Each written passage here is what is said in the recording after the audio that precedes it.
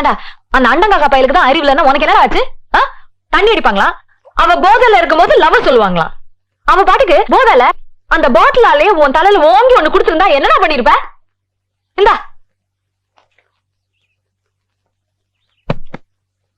டேய், எப்பவுமே ஒரு பொண்ணு தன்னை காதலிக்கிறவன் அவனா வந்து லவ் சொல்லும் தாண்ட எதிர்பாப்பா. மத்தவங்க மூலமா லவ் சொல்றத விரும்ப மாட்டா. ஒரு பொண்ணு கிட்ட லவ் சொல்லும் போது நீ அவகிட்ட எப்படி நடந்துக்கா?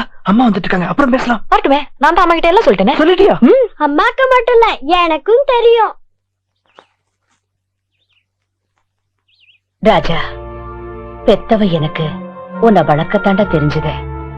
நல்லது கெட்டது உணர்த்த தெரியல. ஆனா அத ஒரு பொண்ணு செஞ்சிருக்கானா? பெத்தவ என்னை விட அவ உயர்ந்தவ தாண்டா. அவ உன்னோட சேரணுங்கிறதா இந்த அம்மாவோட ஆசை. ஆமா, எப்படா என் மருமகளை வீட்டுக்கு கூட்டிட்டு வர போற?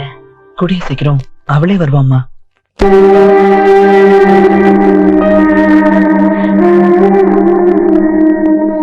கவிதா, உனக்கு கவிதை பிடிக்குமா? பிடிக்கும். காதல்? எனக்கு அத பத்தி எந்த ஐடியாவும் இல்ல. என்ன கவிதா, கவிதையை பிடிச்சிருக்கு ஆனா காதல் பிடிக்கலன்னு சொல்ற? கவிதை, காதல் இது ரெண்டோட உணர்ச்சியும் வெளிப்பாடும் ஒரே மாதிரி தான் இருக்கும். சொல்ல போனா ரெண்டுமே ஒண்ணுதான். கவிதை எழுதுற ஒவ்வொருத்தரும் தான் எழுதின கவிதை வரிகளை அப்பப்ப புரட்டி பார்த்து அதுல சந்தோஷமும் புலகாங்கிதமும் அடைவாங்க. அந்த கவிதை வரிகள் தான் தன்னை இந்த உலகத்துக்கே அடையாளம் காட்ட போகுதுன்னு நம்பிக்கையோட இருப்பாங்க. அது போலதான் கவிதா, காதலோட உணர்ச்சியும் வெளிப்பாடும் இருக்கும்.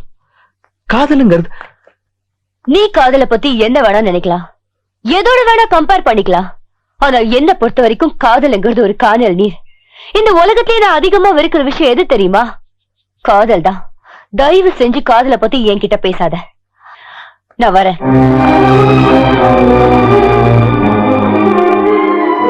என்ன ஷாக் ஆயிட்டியா?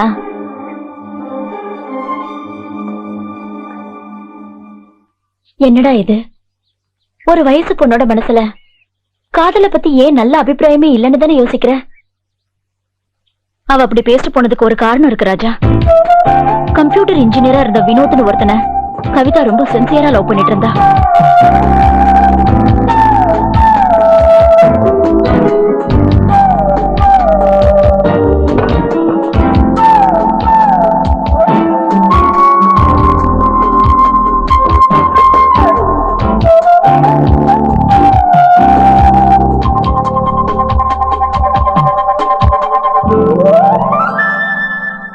மேடம், எங்க ஹோட்டலுக்கு வர்ற கஸ்டமர்ஸ்ல இங்க தொடர்ந்து 100 நாள் வர்ற ஒரு உண்மையான காதல் ஜோடிக்கு எங்க ஹோட்டல் சார்பா ஒரு அழகான கிஃப்ட கொடுத்து இந்த கேக்கையும் கட் பண்ண வச்சு சந்தோஷப்படுத்தணும். அதுக்காகத்தான் இந்த ஏற்பாடு பண்ணோம். அப்படி நாங்க ரொம்ப நாள் ஃபாலோ பண்ணி செலக்ட் பண்ண காதல் ஜோடி தான் நீங்க 2 பேரும். இது உங்களுக்கு தான்.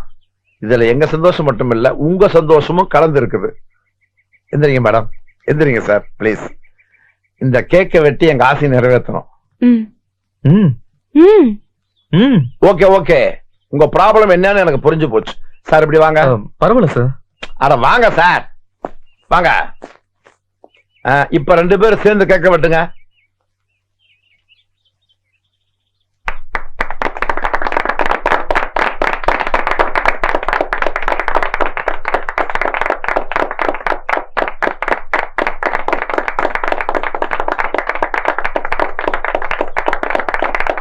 தம்பி, என் பையன் ஊர்ல இருந்து வந்ததுல இருந்து எங்களை நச்சரிச்சுட்டே இருக்கான்.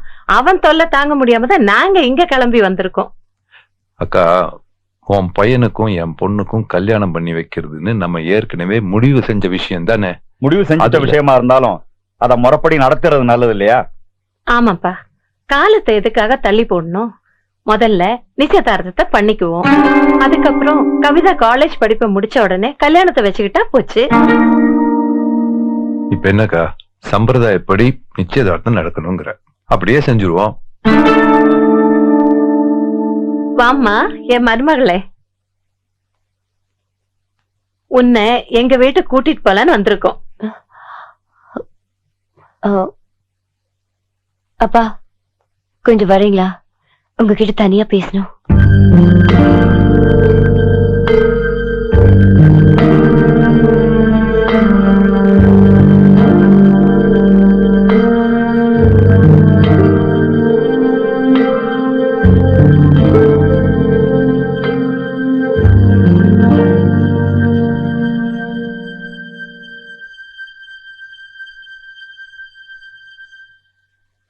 என்ன சொல்லு. அப்பா, அத்தைக்கிட்ட இந்த நிச்சயதார்த்தத்துக்கு ஏற்பாடு பண்ண வேண்டாம்னு சொல்லுங்கப்பா.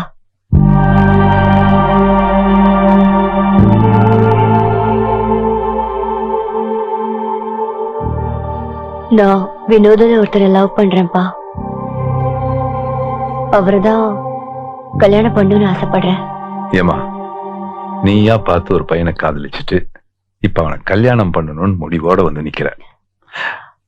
இதுக்கு இந்த அப்பா ஒத்துக்கணுமா? அவரை கல்யாணம் பண்ணிக்கிட்டா நான் சந்தோஷமா வாழ்வேன்பா. கவிதா, இதுவும் ஃபியூச்சர். உனக்கு எது நல்லதுன்னு எனக்கு தெரியும். என் அக்கா பையனோட இந்த கல்யாணம் நடக்கும்.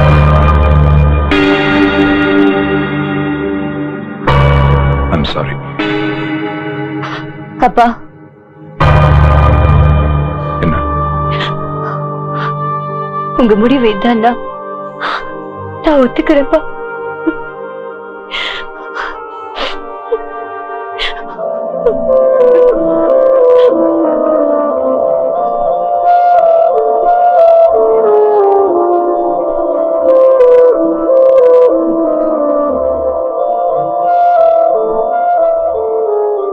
என்னப்பா, என்ன விஷயம்? இந்த கல்யாணத்துல அவளுக்கு இஷ்டம் இல்லக்கா. என்னப்பா சொல்ற? அவ ஒரு பையனை காதலிக்கிறாளாம். அவனை தான் கல்யாணம் பண்ணிப்பேன்னு தீர்மானமா இருக்கா.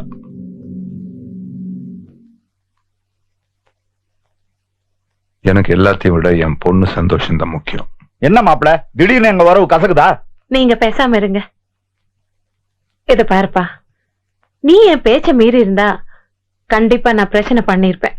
ஆனா சம்பந்தப்பட்டவ அவ விருப்பப்படி ஒரு முடிவு எடுத்திருக்கா.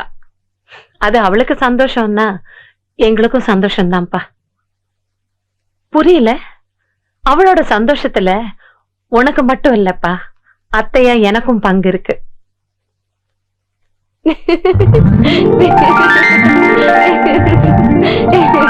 அன்புள்ள காதலன் வினோதிற்கு உன் ஆரோக்கிய காதலி கவிதா அனுப்பும் இமெயில் கடிதம்.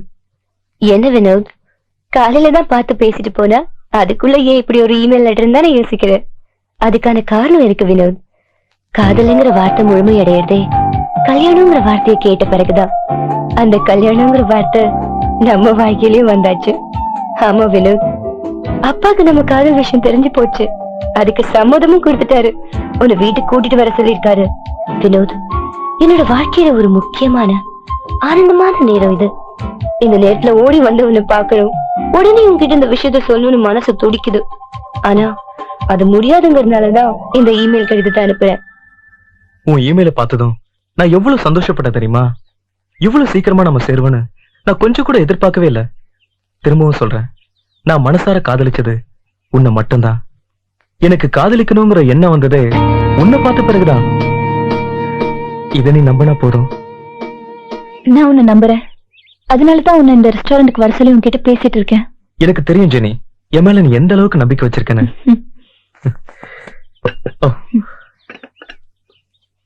Thank you. Please have. Oh shit, மேல வந்துருச்சு. ஒரு நிமிஷம். ஓகே.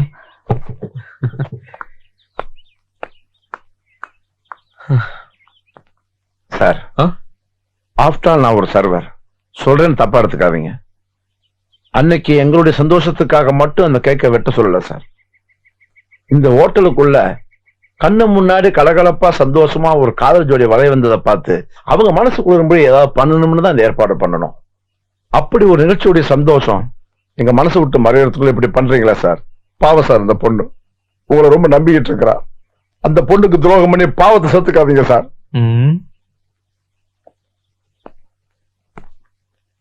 ஆமால, நான் தப்பு பண்ணிட்டேன். கரெக்ட். வா வா சொல்றேன். இப்போ இந்த வேலையில உனக்கு எவ்வளவு சம்பளம் கிடைக்குது சொல்லு. மாசம் 2000 சார். மாசம் 2000. அப்போ 5000 ரூபாய் சம்பளத்துல வேற எங்கேயாவது ஒரு நல்ல வேலை கிடைச்சா நீ என்ன பண்ணுவ சொல்லு? என்ன பண்ணுவ? அந்த வேலையில நீ சேருவியா மாட்டியா? கண்டிப்பா சேருவேன் சார். ஏண்டா, 2000 ரூபாய் வேலையில இருந்து 5000 ரூபாய் வேலை வரைக்கும் நீ செலக்ட் பண்ணலாம். ஆனா நான் மட்டும் ஒரு பொண்ணு லவ் பண்ணிட்டு அதை விட பெஸ்டா இன்னொரு பொண்ண லவ் பண்ணக்கூடாதா? சாதாரணமா பிசினஸ் பண்றவங்க கூட அதை விட நல்ல லாபம் வர வேற ஒரு பிசினஸ் கிடைச்சா அதுக்கு தாவிட்டு போறான். அத நான் பண்ண உனக்கு தப்பா தெரியுதுல கண்ணா? அவகிட்ட அழகும் பர்சனாலிட்டியும் இருக்கு, இவகிட்ட அழகு பர்சனாலிட்டியோட வாழ்க்கைக்கு தேவையான பணமும் இருக்கு. அதனாலதான் இவளை செலக்ட் பண்ண. போடா, போய் உன் வேலையை மட்டுமே பாரு. அதிக பிரசங்கித்தனமா மூக்க நுழைக்காத, போ.